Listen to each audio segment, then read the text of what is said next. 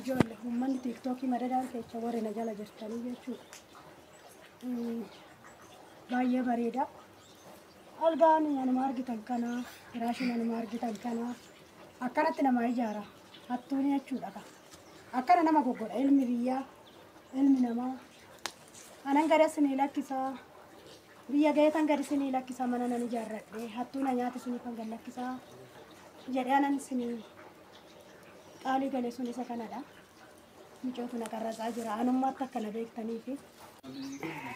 Akkanatti ijaara ilmi namaa argitanii.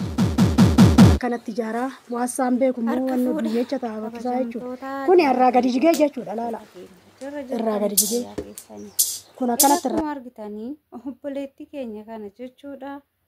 Akkuma argitan namoonni hedduun keessanii baay'ee koomentii baay'ee barreessitanii fi jirtu jechuudha. Dhugaa dubbachuuf taanaan kun waanuma jiru irraa of eegaa yoo jennu namoonni hedduun soba se'uu, namoonni hedduun waanuma yookaan tiktookii guddifachuuf yookaan yuutuubii guddifachuuf isinitti fakkaata jechuudha. Yaada keessan keessatti ishiin jalqaba irratti hin qabdi. Jalqaba irratti mana qabdi turte waggaa 15 biyya Arabaa hojjette isinii galee miti. Amma akkuma argitan kun oddoon ishii kana kun odduma ishiiti jechuudha. Wanti ishiin mul'isaa jirtu kun odduma ishiiti. Garuu waggaa 15 achirratti dabarsiti. Tarii ishiin waan ijoollee qabaatteef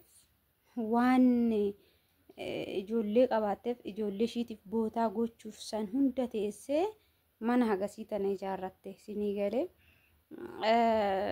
Ijoollee waan qabduuf daa'imman barsiistuu waan qabduuf akkanatti fakkaatutti ijoollee lama jajjabduu dhiiraaf shamara qabdi akka jettetti jechuudha. Maal isiniin jechuu barbaade tanani keessattuu shamarran osoo gaa'ila hin dhaabbatiin maatii keessan irraa baatanii hedduu isaaniitu shawwadamee yookaan immoo waan akkanaasiif goona waan akkanaa jedhanii jaalala onlaayiniitiin maallaqa yeroo baay'ee nyaatamanii yeroo baay'ee sammuun isaanii dhukkuba. Akkasumas immoo isallee osoo hin ta'in tokkoffaa irratti kan gaa'ila hin dhaabbatiin kun baay'ee rakkisaadha. Maaliif jennaan waggaa 15 mee fakkeenyaaf waggaa 20tti gaafa biyyaa baate waggaa 15 gaafa biyya Arabaa turte waggaa 35tti galta jechuudha. Gaafa sanii dargaggoonni biyya keessa jiranii haa ta'uti kan maallaqa kee fixe haa ta'uti maal jedhu seetan jaartiidha nuuf hin taatu anaaf hin taatu ani birruma ishiiti laalee tanani malee yookaan immoo maallaqa ishii laalee tanani malee naaf hin taatu ijoollee miti jedhee isin tuffachuu danda'a jechuudha. Maaliif jennaan yeroo ati biyyaa baatu hiriyaan kee fuudharra gahee fuudhee jira. Akkasuma hiriyaan ta'e heerumteerti. Ati garuu gaafa biyya namaatitti waggaa 15 ol gubattee achi gaafa as deebitu jaartiidha jedhamtee hamileen keessii cabu baay'ee ulfaatadha. Maallaqa keetitti namne bultiitti naftu jechuudha. Garuu immoo warra maatii qabaniif yookaan immoo warra daa'imman godhatanii biyya Arabaa deemaniif gaariidhaan jedhaan. Maaliif jennaan dulloomanis jaartoomanis waan fe'anis ta'an isaan ilmoo isaaniitiif jiraatu, ilmoo isaaniitiif faarsaa kaffalu, borullee abbaan barbaadellee jaartiidhallee haa jedhu haa dhiisu waan ittiin jaartii jedhaman san ilmoo dura dahan waan qabaniif waan isaan jijjiiraniif waan isaan barsiisaa jiraniif omtuu ittiin dhaga'amu akka kiyyatti jechuudha. Waan fe'anillee hoo jedhan ijoollee guguddoo qabu jechuudha.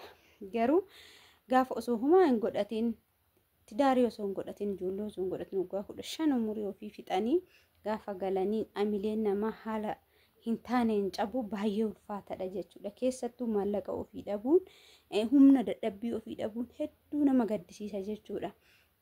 Akkasumas waggaa 8 waggaa kana baay'ee hojjetanii warroonni akkasitti maallaqa isaanii dhabanii baay'ee ulfaatadha. Haa ta'utii garuu immoo namoota maatii isaanii maatii qabaatanii maatii guddifachuuf ijoollee ofii barsiifachuuf biyyaa deemanii rakkoon qabu garuu gaafa umurii kee guutuu achitti fixxee gaafa achis deebite maallaqa yoo qabaatte yookaan mana waan argitee waggaa 15 achi teesseefsa yoo qabaatte ati bu'aan kee isa laaluu qabaatte jecha namaati miti. Yeroo san immoo gaafa maallaqa kee jabduu taatee qabatte namoonnis akkasumatti namoonni gaariin namoonni jireenyaaf si barbaadan si bira dhufuu danda'u. Gaafa kaan immoo namootuma maallaqa kee barbaadantu si bira dhufaa jechuudha. Kanaafuu maal isiniin jechuu barbaade ta'ani walumaa galatti jechuudha. Walumaa galatti kan isin gorsuu barbaadu akka wallaalummaa kiyyaatitti baay'istanii hin shawwadamina. Namootuma barbaade haa ta'u haadha keessan abbaa keessan maan ta'an amantanii kana naa godhe har'a obboleettiin keenya kuni maallaqa waggaa tokkoo Dubaayitiin itti fixe jette jechuudha. Mana ijaaramne mana ciraroo itti naqamee odoo innumiyyuu wal fakkaatee xumuramee mana fakkaatee haa ta'u garuu haala kanaan maallaqa waggaa tokkoo dhiisatu kan ji'a takkaatu hin fixu jechuudha. Hani ishiin amma akkasitti argisiistu kun jechuudha.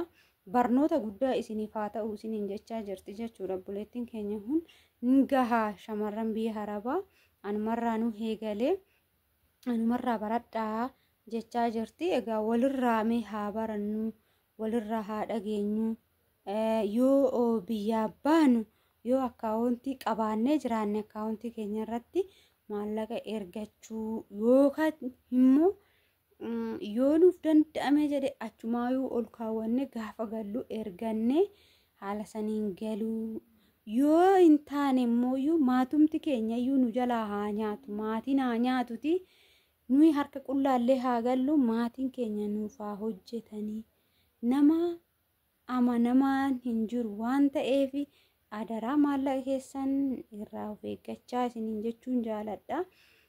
Maaliif jennaan nuti kan biyyaa baaneef maallaqaa fi mana ijaarrachuu fi jireenya keenya jijjiiruu fi bakka kaleessa baane sanirraa hiixannee siqnee guddannee argamuu fi jiraachuu fi kanaafuu immoo ofii keenya yaadnee rakkoon kun boru nurras ga'uu danda'a jettanii itti yaaddanii haala saniin akka guduunfatta yookaan immoo akka xiinxaltanii sammuu keessan keessatti yaaddanii of eegdaniif jechuudha. Viidiyoo kana kanan gara keessaa fidee fi calliseetumaa miti.